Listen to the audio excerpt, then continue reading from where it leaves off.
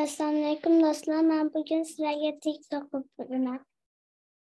İki şiir balısı. Bir anının iki balısı var iken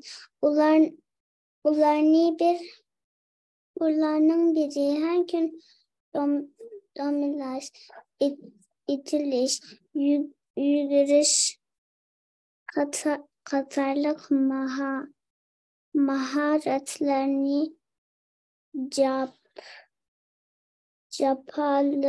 capalık meşik kalı diken yana biri olsa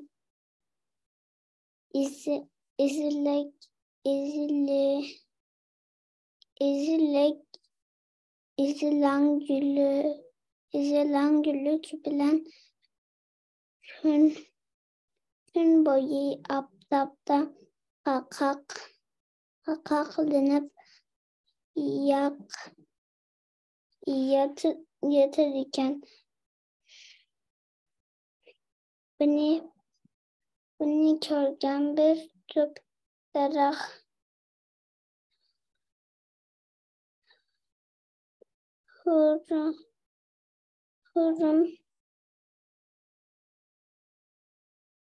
hurun şir balısıdın. Sen demiş kal maharet öğrenmeysen hep soradı.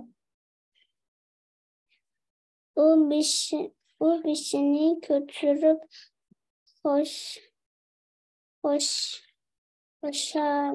boşaltmaktan halde. Ben undakça tartışını herkes muhalımaymen yaptı. Ondan keyin kandak yaşaysan hep soradı darak. Dadam bilen anam orman padişahı dursa ben onlara tayınıp yaxşı yaşayalaydıgan supursam nima degan gam qiladim deb şir balası.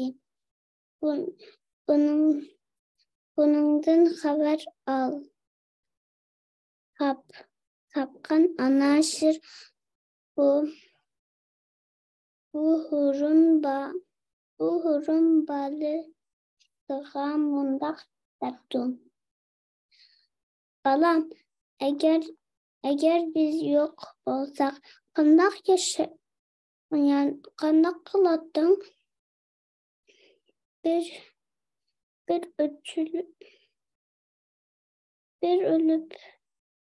bir ölüp gidip kalsakçı uçakta kandak kılırsan dep sen öz gücün ya tayinşip mustakil yaşaş